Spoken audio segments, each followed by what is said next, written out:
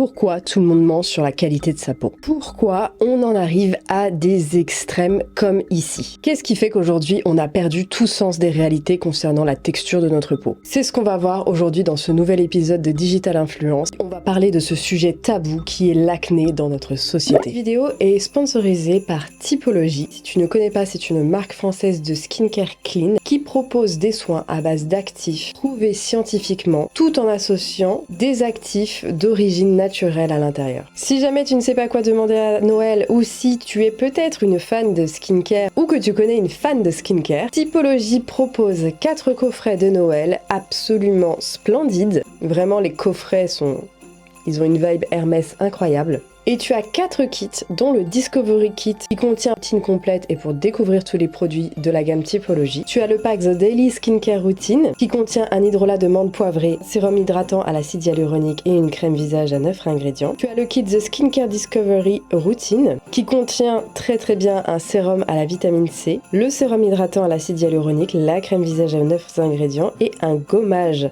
visage à l'huile de rose musquée, et The Complete Skincare Routine avec un hydrolat de fleurs d'oranger bio, un sérum hydratant à l'acide hyaluronique, la crème visage, un assemblage botanique à l'éclat de rose blanche, le gommage à l'huile de rose musquée et ainsi qu'un masque purifiant au charbon et à l'ortie. Si jamais tu veux des soins dédiés pour essayer d'améliorer ton acné, puisque c'est le cas ici, je ne peux te conseiller que le nettoyant purifiant au PHA, donc qui va légèrement exfolier ta peau. Et ça, c'est très bien pour les peaux très sensibles.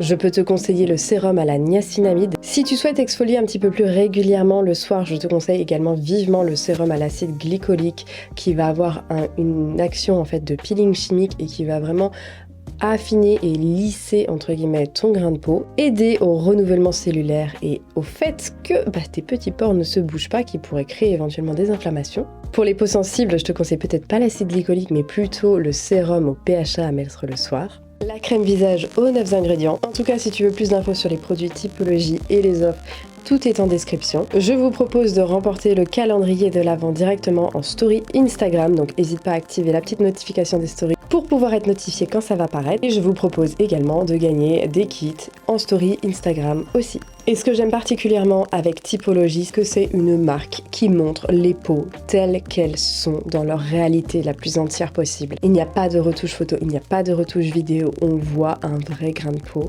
comme on est censé le voir et comme on est censé l'accepter. Je préfère préciser, les produits Typologie ne sont pas miraculeux, ils ne vont pas éradiquer votre acné comme ça du jour au lendemain.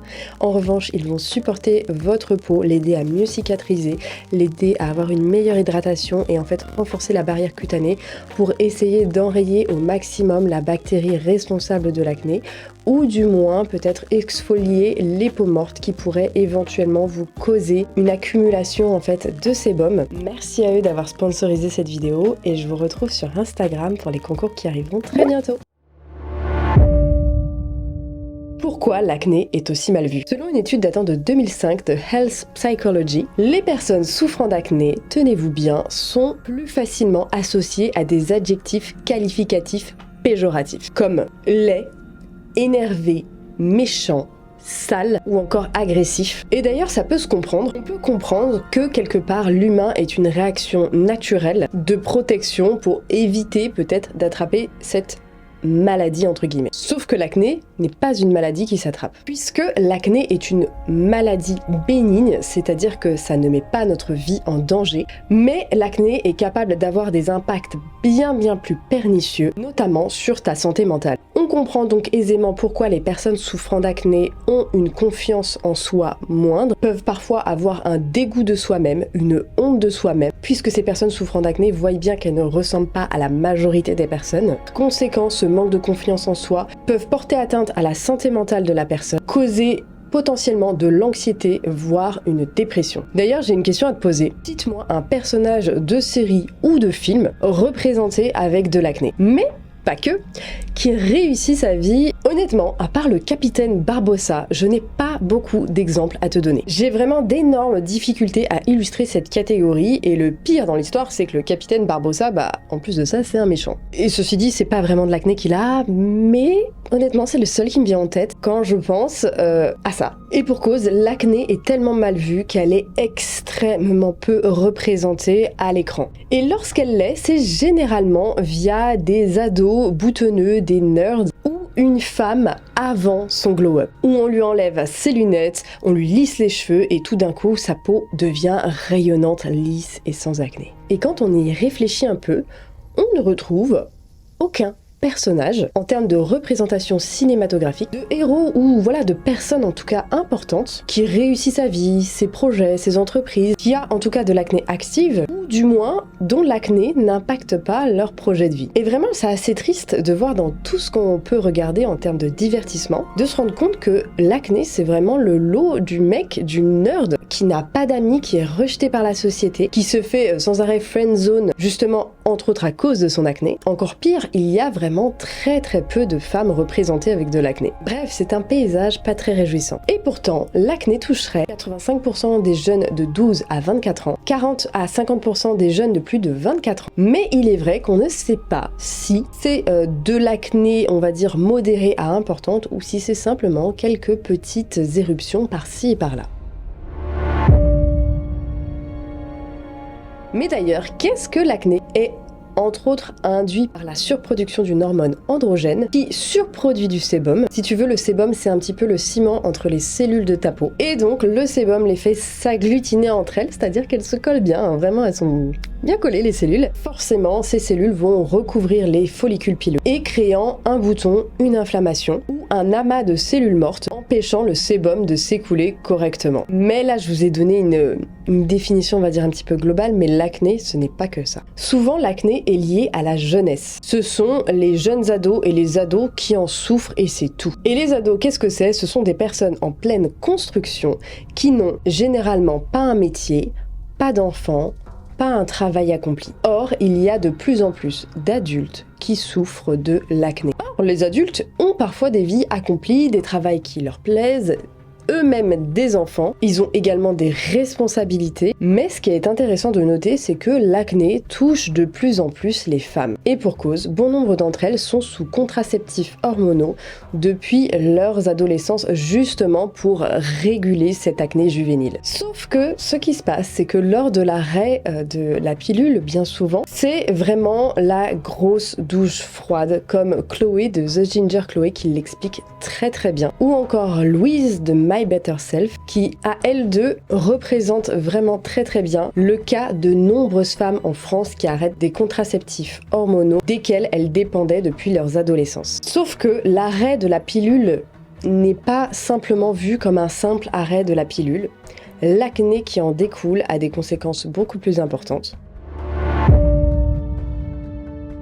Et les critiques ne se font pas attendre. On se rend compte qu'il y a une réelle dépréciation de leur travail, de leur capacité ou encore leur spécialité et leur légitimité sont carrément remises en cause. Et ça, peu importe le domaine d'expertise des personnes. C'est-à-dire que si tu as de l'acné et que tu parles de skincare, tu n'es pas légitime. Si tu as de l'acné et que tu parles de body positivisme, tu n'es pas légitime. Bref, les critiques pleuvent sur leurs réseaux sociaux. Et on voit bien que cette maladie bénigne, et je les mets vraiment entre guillemets, on se rend compte à quel point d'ailleurs ça peut les empêcher de faire ce qu'elles souhaitent et ça va créer en fait une autocensure. Elles ne vont pas se sentir légitimes de parler de certaines choses. Et le plus fou dans l'histoire, c'est que la qualité de leur travail est jugée beaucoup plus négativement qu'une personne qui n'aurait pas d'acné, comme je vous l'ai expliqué dans le début de cette vidéo. Leurs partenariats ou leurs collaborations peuvent être carrément remises en cause parce que justement le produit ne fonctionnerait pas, en tout cas si on parle de skincare, ou alors elles peuvent être carrément recalées de jobs visuels ou photographiques, on va dire de représentation si je puis dire, puisque ces femmes-là, en fait, ont le mérite d'exposer leur peau telle qu'elle. Et donc, bien entendu, quand on connaît tous ces facteurs-là, en fait, on va être naturellement tenté de trouver des solutions miraculeuses.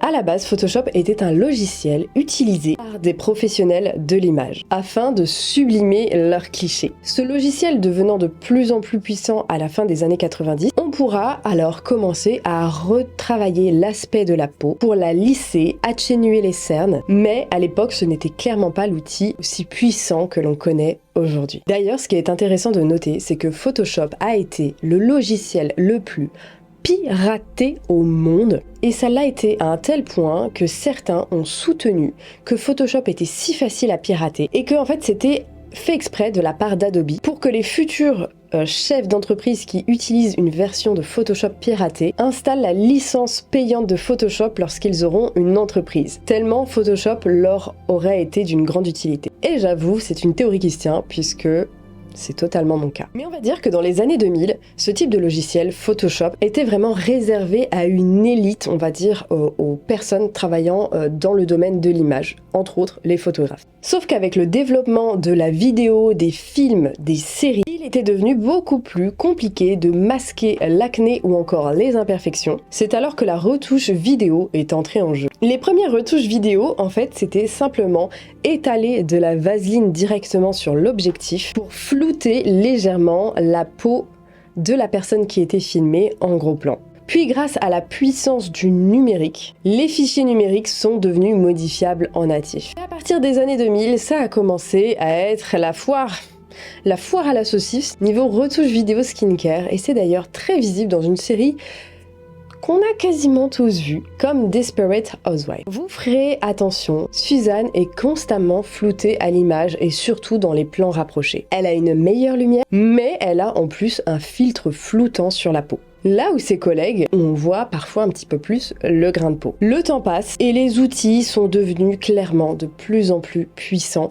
permettant des prouesses photographiques. Malheureusement, l'amélioration de tous ces logiciels a eu un impact très pernicieux. Cela a entretenu et a propagé un certain mythe d'une beauté qu'il fallait à tout prix atteindre. Et c'est là que Snapchat est rentré en jeu. Les filtres vidéo directement en natif sont arrivés et ont envahi partout dans le monde. Au début, c'était des filtres très ludiques, très rigolos, puis l'utilisation en a clairement été détournée. Mais cette histoire de filtres fera clairement l'objet d'une autre vidéo. L'usage des filtres photo ou vidéo va se répandre comme une traînée de poudre dans le monde entier grâce à la digitalisation de notre société et des images qu'on véhicule, et l'usage des filtres va devenir une norme. Entre les nombreuses injonctions faites aux femmes et la multiplication des applications de retouche photo et vidéo, bien sûr, leur accès et leur utilisation sont à la portée de n'importe qui possédant un smartphone, et surtout avec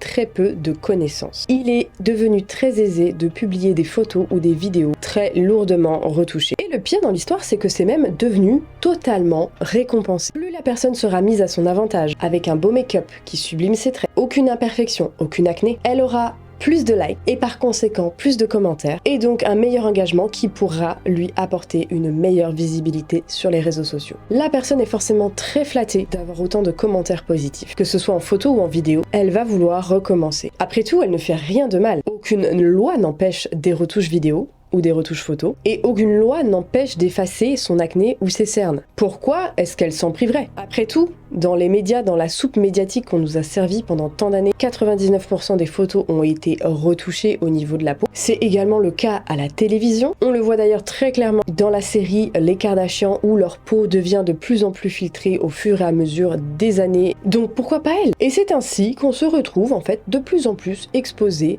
à des photos de peau parfaite, ultra lisse, avec un maquillage ultra travaillé, et ça même dans notre entourage très proche, lorsqu'on regarde entre guillemets que nos réseaux sociaux perso. Alors ces détails, ils peuvent vous paraître peut-être totalement anodins, totalement futiles, mais lorsqu'on vit dans une société autant digitalisée et qu'on est sans arrêt exposé à des peaux parfaites, que ce soit dans les médias, dans les séries, au cinéma, sur les réseaux sociaux, que ce soit entre guillemets pro de personnes que tu ne connais pas ou perso de personnes que tu connais réellement dans la vraie vie, il est parfois extrêmement difficile d'avoir le recul nécessaire pour relativiser. Et il est parfois très facile de tomber dans ce piège. Les complexes qu'apporte l'acné, ainsi que la surreprésentation de peau parfaite, vont logiquement conduire la personne dans une espèce de quête d'amélioration de sa peau, qui aura vraiment pour un but long terme d'avoir une peau sans défaut, sans acné, sans cerne, bref, une peau photoshopée. Et ça, au naturel et sans filtre. Et ça d'ailleurs, les marques de maquillage l'ont très bien compris. On va retrouver les bases flouteuses de pores, les eye cream qui vont lisser les rides, le fond de teint ultra couvrant et ultra pigmenté qui va couvrir n'importe quelle rougeur, n'importe quelle imperfection. Le tout vendu par des créatrices de contenu beauté qui elles-mêmes abusent des filtres lissants vidéo pour avoir la fameuse légitimité dont je vous parlais en début de vidéo. Ça fait beaucoup de vidéos dans la même phrase. Pour réussir à pouvoir vous vendre ce fameux fond de teint flouteur de pores qui coûte une fortune. Et le pire, c'est que lorsque tu reçois ce maquillage en question et que tu le testes, souvent c'est la douche froide. Tu es déçu car en plus de ne pas du tout te donner le même résultat que tu as vu sur la vidéo, le produit sur le moyen terme va te créer encore plus d'imperfections. Tu te retrouves finalement dans une situation encore plus complexe qu'avant, tu focalises encore plus sur les irrégularités de ta peau, que tu estimes maintenant dans un état catastrophique, et tu es encore plus prête à dépenser encore plus, sans jamais prendre du recul sur ces fameux tenants et aboutissants de toute cette société omnubilée par l'image, par la perfection, mais surtout cette société qui t'apprend dès le plus jeune âge à ne jamais être satisfaite de ce que tu as. Il t'en faut toujours plus, toujours mieux, toujours plus beau, toujours plus parfait, toujours plus incroyable, au point que tu finis par être totalement aliéné par cette poursuite sempiternelle de la perfection. Malheureusement, il y a plein de trucs en off que tu ne vois pas, qu'on ne vous dit pas.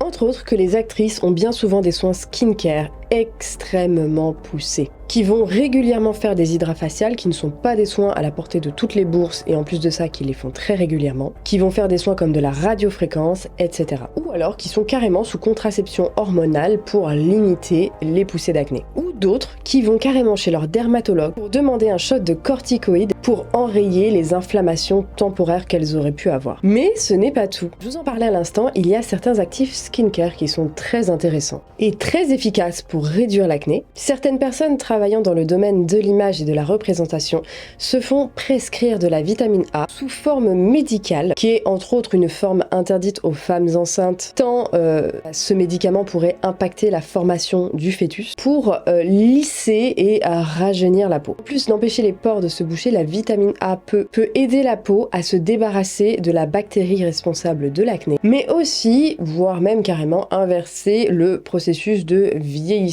Mais bon, là on tombe dans quelque chose d'autre qui s'appelle de l'agisme et on va pas rentrer dans ce débat là aujourd'hui. Sauf qu'il y a un problème majeur avec la vitamine A. C'est un actif qui est ultra sensibilisant au niveau de la peau, qui peut te créer des rougeurs, des irritations, voire même des brûlures, et qui est très sensibilisant et donc irritant. D'où le fait qu'il soit soumis par une prescription médicale. Ainsi, les actrices peuvent avoir en toutes circonstances une peau parfaite, du moins dénuée d'imperfections qui seraient peut-être potentiellement gênants à l'écran. On peut donc recommencer le début de cette vidéo pour parler de la sous-représentation des femmes avec quelques imperfections sur nos écrans.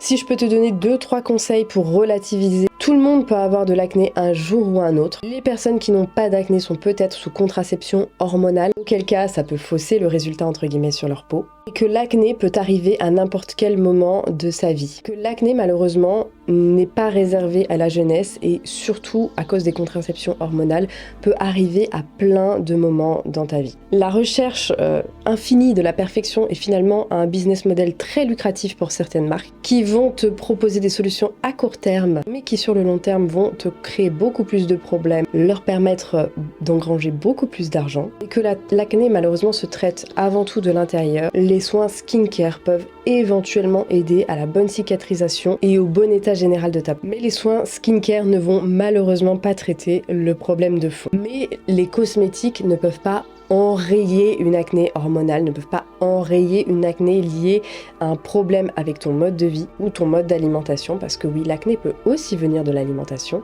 Aujourd'hui, il est malheureusement très facile de lisser, que ce soit en vidéo ou en photo, la peau de quelqu'un. Donc essaye de prendre un maximum de recul lorsque tu regardes des images de peau parfaite, puisque bien souvent, ce n'est pas vraiment le cas. En tout cas, j'espère que tu as apprécié cette vidéo. Merci à Typologie de m'avoir permis de parler d'un sujet de société qui impacte beaucoup de personnes, dont beaucoup de femmes. N'oublie pas le petit concours de typologie en story Instagram. Cette année, depuis 2019, ils participent au Black for Good, c'est-à-dire que pendant le Black Friday, ils reversent leurs bénéfices à des associations.